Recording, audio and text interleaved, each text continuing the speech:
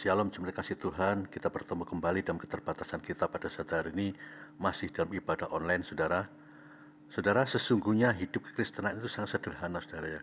Bahkan ketika kita mau diperkenan oleh Tuhan itu sangat sederhana. Yang harus kita lakukan adalah apa? Taat, taat dan taat. Tunaikan kewajiban kita, saudara. Lakukan firman, hidup di dalam kebenaran firman. Dan saya percaya, saudara ya, Tuhan akan memberikan hak kita ya, yaitu berkat di dalam hal apapun juga Tuhan akan berikan kepada kita. Saudara, kenapa saya berkata demikian? Karena saudara, berapa banyak orang Kristen, saudara, anak-anak Tuhan, mereka itu sudah bingung ya, mereka sudah memikirkan hak terlebih dahulu, bukan kewajiban yang dia lakukan terhadap Allah, saudara. Berdoa ya, dia ujung-ujungnya apa? Minta haknya dulu. Saudara, Alkitab mengatakan apa?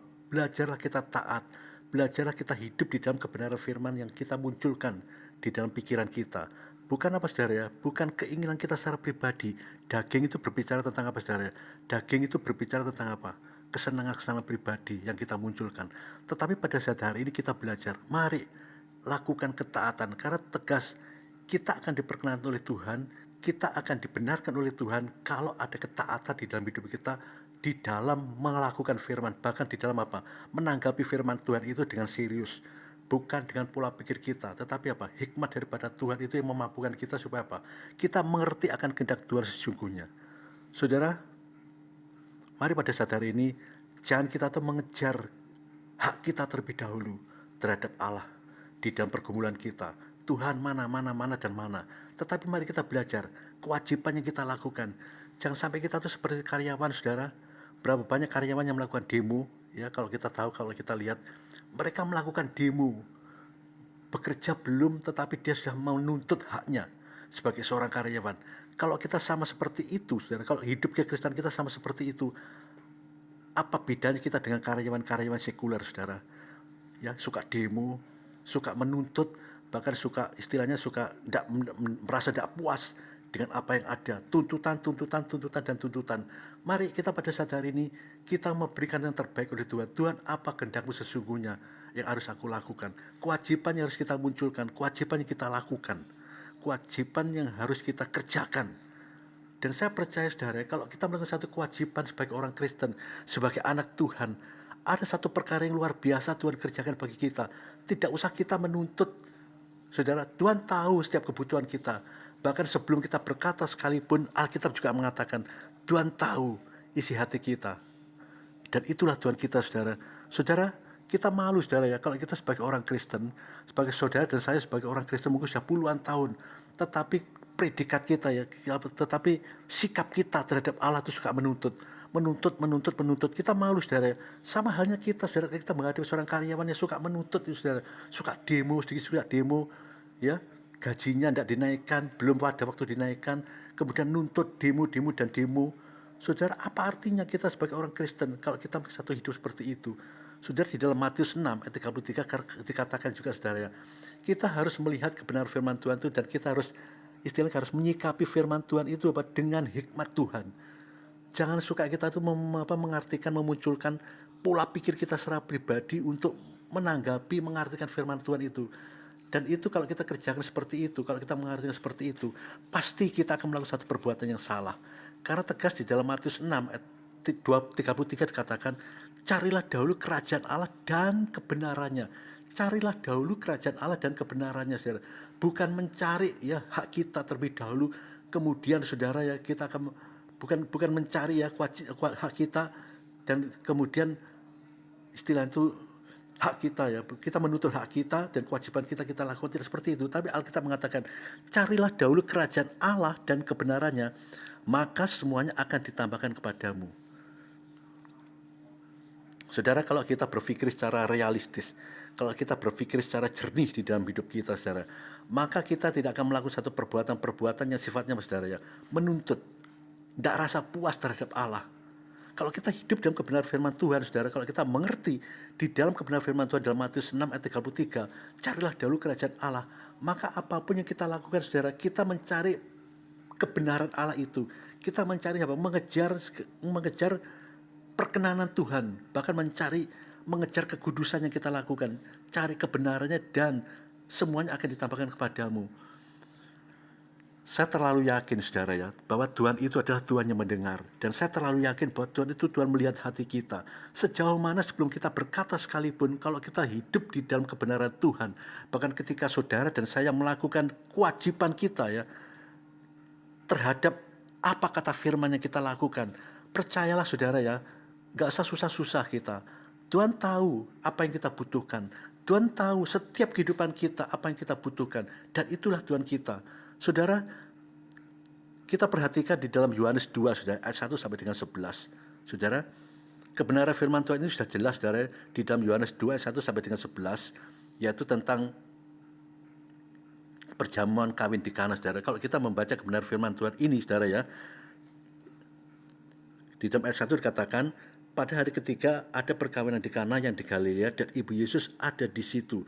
Nah, kenapa saudara saya mengambil kebenaran firman Tuhan di dalam Yohanes 2 ayat 1 sampai dengan 11 di dalam konteksnya saudara ya, perjamuan kawin di Kana, saudara. Ini ada satu pembelajaran bagi setiap kita, saudara. Bagaimana kita tuh harus mengejar satu ketaatan, melakukan satu ketaatan terhadap apa kata firman, terhadap apa kata Allah. Saudara, jangan kita tuh istilahnya tuh sombong rohani, saudara ya. Jangan kita tuh pernah sombong rohani, kemudian saudara kita sudah memikirkan bahwa kita tuh sudah puluhan tahun menjadi orang Kristen. Tetapi mari saudara, kita melakukan satu ketaatan dan ketaatan. Belajarlah seperti seorang anak kecil, saudara ya, yang mau dididik ya, yang mau diarahkan pada satu apa yang dia lakukan. Saudara, ketika seseorang sudah merasa pandai, ketika saudara saya sudah merasa mampu ya, dan ketika saudara saya sudah merasa istilahnya sudah merasa hafal ayat ya, kan banyak sekali orang berkata, wah aku sudah hafal ayat. Tetapi saudara, kalau orang sudah memiliki satu keegoan seperti itu, aku gak hafal ayat dan sebagainya, maka seringkali saudara dia itu tidak memunculkan firman untuk ya dia itu dia melangkah, tetapi keegoan dia yang dia munculkan. Bahkan Alkitab mengatakan saudara, kejarlah ketaatan, taat, dan itulah kuncinya kesuksesan yang kita lakukan secara roh, saudara. Supaya hidup kita diberkati oleh Tuhan, bahkan perkenanan yang Tuhan berikan pada kita, perkenanan yang Kristus berikan pada kita, itu membuat satu kehidupan kita tuh pada satu kebenaran Allah, sehingga hidup kita tuh semakin hari semakin diperkenan oleh Tuhan, semakin diberkati, bahkan semakin saudara kita bisa melihat kemuliaan Allah terjadi di dalam hidup kita. Saudara, kita kembali dalam Yohanes 2 ayat 1 sampai dengan 11, saudara. Pada hari ketiga ada perkawinan di Kana yang di Galilea dan ibu Yesus ada di situ. Kemudian saudara, kalau kita baca secara keseluruhan kebenaran firman Tuhan ini, karena waktu yang ada saudara, saya tidak membaca satu kebenaran firman Tuhan secara keseluruhan. Tetapi saudara ya, di dalam ayat 5, ayat 6 dikatakan, tetapi ibu Yesus berkata kepada pelayan-pelayan, apa yang dikatakan kepadamu buatlah itu. Ayat 5 saudara, kemudian ayat 6 dikatakan, di situ ada 6 tempayan yang disediakan untuk pembasuh menurut adat orang Yahudi, masing-masing isinya 2-3 buyung. Yesus berkata kepada pelayan-pelayan itu, isilah tempayan-tempayan itu penuh dengan air, dan mereka pun mengisinya sampai penuh. Saudara, ayat 7 saudara jelas katakan, Yesus berkata kepada pelayan-pelayan itu, isilah tempayan-tempayan itu penuh dengan air, dan mereka pun mengisinya sampai penuh. Saudara, kebenaran firman Tuhan di dalam Yohanes 2 ayat 1 sampai dengan 11 ini berbicara tentang ya kehabisan air anggur, saudara, pada waktu perjamuan kawin di Kana. Saudara, permasalahan saudara ya, ketika perjamuan kawin saudara, dan itu ada satu nilai-nilai istilahnya nilai-nilai prestisius dalam arti saudara, satu istilahnya tuh, ketika ada satu perjamuan kawin, pasti yang muncul pada seseorang yang melakukan perjamuan kawin, yang ada acara perjamuan kawin itu saudara, tidak mengharapkan setiap undangan yang diundang itu merasa kecewa ya. Istilah itu ada hati sebenarnya memuaskan setiap mereka yang datang. Nah, kalau kita perhatikan di dalam Yohanes 2 1 sampai dengan 11, dan pada waktu perjamuan kawin di Kana pada waktu itu, dan yang luar biasa saudara, ada sesuatu yang urgent ya, ada sesuatu yang harus dihidangkan ya. Minuman pada waktu itu, anggur yang dihidangkan sebagai sesuatu yang sifatnya sebagai satu jamuan ya, untuk menjamu mereka, menjamu tamu-tamu yang ada pada waktu itu, dan itu habis, saudara. Kekurangan air anggur, Alkitab mengatakan. Saudara, saya percaya saudara, pada waktu itu saudara, penyelenggara pesta pada waktu itu ketika melihat satu kejadian seperti itu, dia pasti merasakan kekacauan saudara. hatinya gundah, bahkan pikirannya ya mungkin saudara ya, istilahnya kalau orang Jawa mengatakan itu mukanya tuh ditaruh di mana ketika menghadapi seperti itu, saudara. Saudara, dan inilah kejadian pada waktu itu. Dan yang luar biasa, saudara ya, Yesus ada di tempat itu pada waktu perjamuan kawin. Saudara, kita kembali, saudara ya, Alkitab berkata kita harus melakukan dan kita harus mengejar satu ketaatan apapun bentuk daripada persoalan hidup ini, saudara. Jangan sampai kita, saudara ya, istilahnya itu memunculkan satu sikap kita secara pribadi untuk mencari kebenaran di hadapan Allah. Tetapi mari kita melakukan satu ketaatan terhadap firman, dan itulah cara yang solusi yang terbaik supaya apa? Kita dibenarkan oleh Tuhan. Saudara, di dalam kebenaran firman Tuhan, ketika kehabisan air anggur pada waktu itu, saudara, dan pemimpin pesta pada waktu itu datang kepada Ibu Yesus ya, kepada Ibu Yesus. Dan pada waktu itu, saudara, ketika diberikan satu kekurangan air anggur itu, otomatis, saudara, Ibu Yesus juga merasa cemas ya, merasa khawatir, merasa gak enak kalau saya boleh katakan dalam bahasa saya, saudara. Waduh, ewoh pakewuh kalau orang Jawa mengatakan. Gimana ya ini? Tetapi yang luar biasa, saudara ya, ketika Ibu Yesus tahu peristiwa itu ya, kejadian itu, saudara, dia tidak lari kepada hal-hal yang lain. Ya, dalam arti, saudara, kalau biasanya kalau orang kehabisan air anggur, saudara, yang muncul dalam pikiran kita, saudara, pasti dia itu akan pergi ke toko beli anggur dan untuk menyediakan itu supaya bisa tersedia kembali. Sama halnya kita, saudara, seringkali yang kita munculkan seperti itu. Ketika kita mengalami satu keterbatasan di dalam hal apapun juga, kekurangan di dalam hal apapun juga, sebagai misal mungkin kita keterbatasan dalam hal keuangan, keterbatasan di dalam hal kesehatan, keterbatasan di dalam hal apapun juga bentuknya. Seringkali yang kita munculkan, saudara, bukan kita tuh mencari kepada satu pertolongan Allah, tetapi yang muncul pikiran kita, saudara, yang kita munculkan. Kira-kira siapa yang bisa menolong saya? Seperti itu, saudara. Nah, tetapi yang luar biasa kalau kita melihat di dalam konteksnya kebenaran firman Tuhan di dalam Yohanes 2, saudara, ayat 1 sampai dengan 11. Ibu Yesus pada waktu itu datang kepada Yesus dan berkata untuk melakukan sesuatu ya. Ya, kalau kita katakan dengan bahasa saya, saudara. Kemudian, saudara, kalau kita perhatikan pada waktu itu di dalam ayat 6, di dalam ayat 5, saudara, dikatakan, tetapi Ibu Yesus berkata kepada pelayan-pelayan, apa yang dikatakan padamu, buatlah itu. Saudara, Ibu Yesus berkata kepada pelayan-pelayan pada waktu itu, ya, kalau saya boleh katakan dengan bahasa saya, wis, kamu diam aja, pokoknya apa-apa yang dikatakan Yesus, lakukan. Mungkin seperti itu yang diucapkan, saudara ya.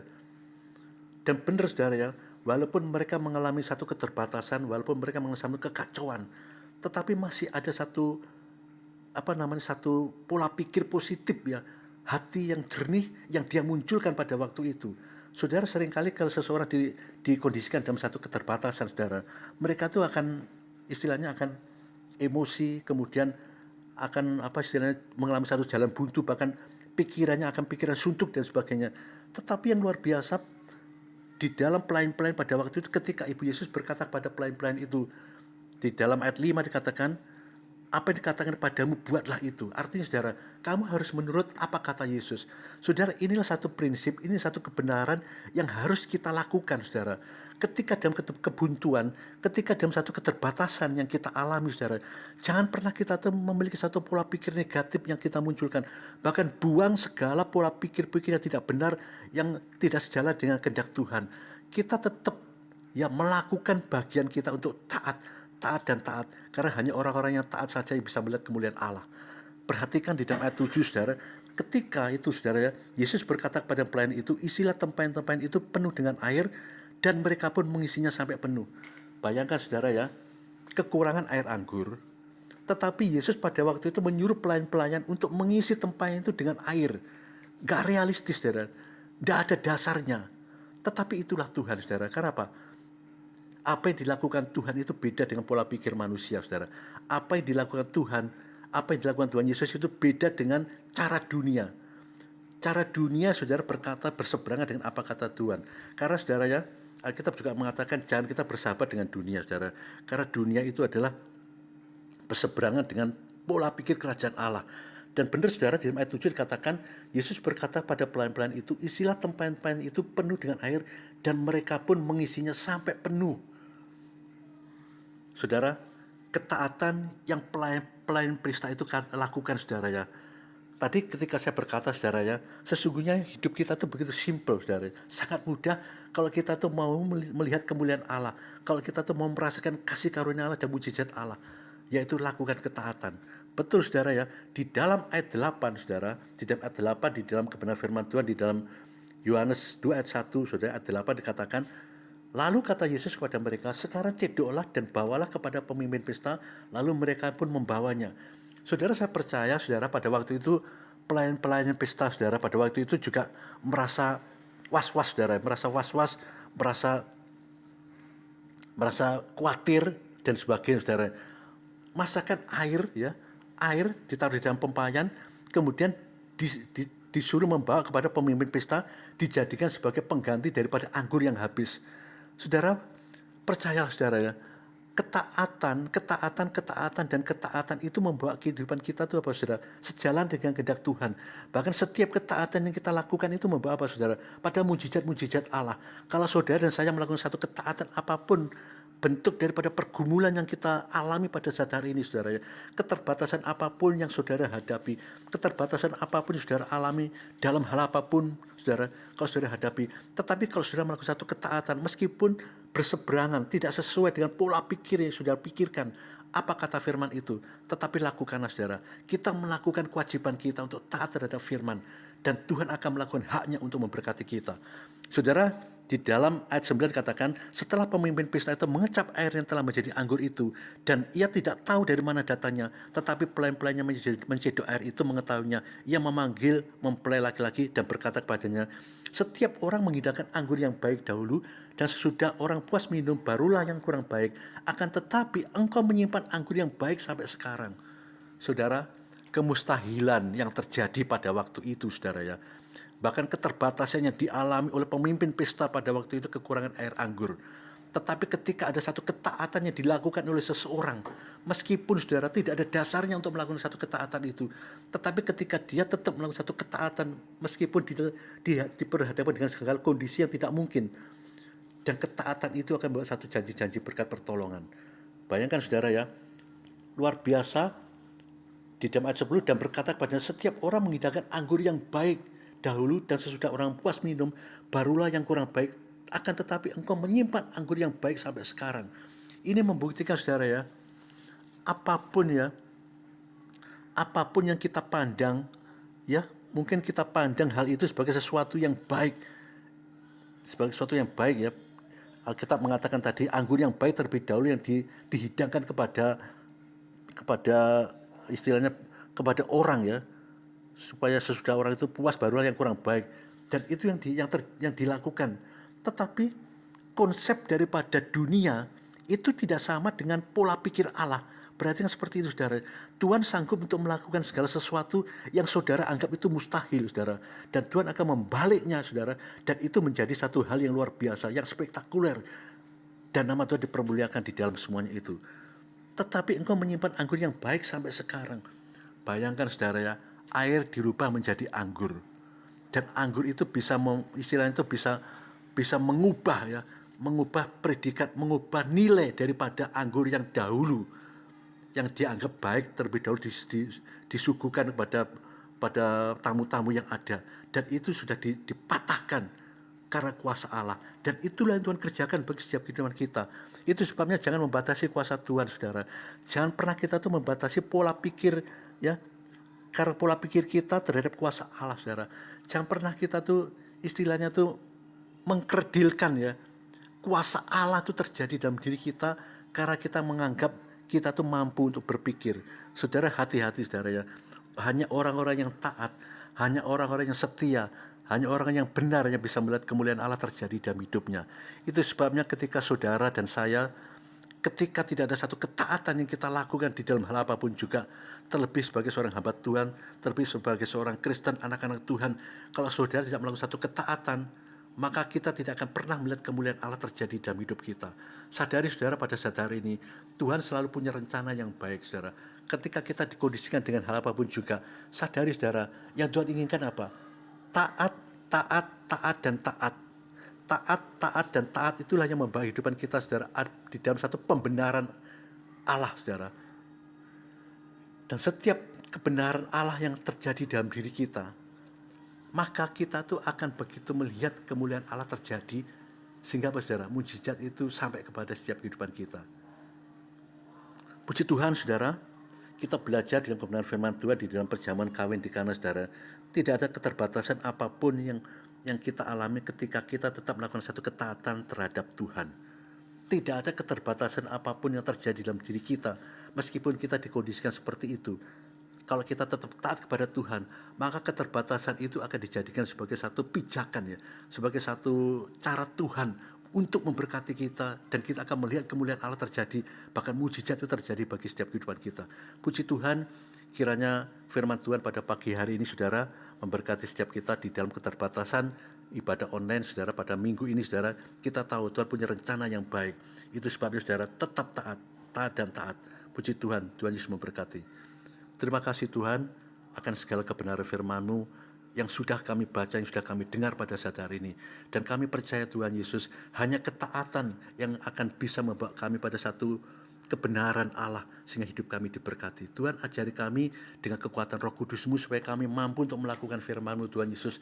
Dan terlebih pada saat hari ini, meskipun ya Bapak dalam keterbatasan, meskipun dalam ibadah online, tetapi ada cara Tuhan untuk memberkati setiap kami. Terpujilah nama-Mu Bapak, berkati setiap jemaat-Mu yang sudah mendengarkan firman-Mu pada saat hari, terlebih berikan waktu dan hatinya untuk Engkau pada saat hari ini, Tuhan. Berikan satu kelimpahan anugerah-Mu, Tuhan, supaya semakin hari semakin setia kepada Engkau, bahkan semakin hari semakin mencari Tuhan, mencari perkenanan Tuhan, bahkan mengejar kekudusan di dalam hidupnya. Dan kami percaya Tuhan Yesus, di dalam kekudusan yang ada, pasti janji berkat terjadi kepada setiap anak-anak-Mu yang percaya kepada Engkau. Terpujilah nama-Mu Bapa, dan kami mensyukuri semua ini Tuhan, karena Engkau telah mengizinkan kepada setiap kami untuk menerima berkat Allah Bapa, berkat Tuhan Yesus dan persekutuan Roh Kudus yang selalu menyertai kami, membawa kami, kehidupan kami pada satu jalan kehendak Tuhan, sehingga apapun yang kami lakukan, apapun yang kami kerjakan, Tuhan Yesus jadikan berhasil. Di dalam nama Tuhan Yesus, mari saudara diberkati, kita katakan sama-sama, amin. Tuhan Yesus memberkati kita semua. Shalom.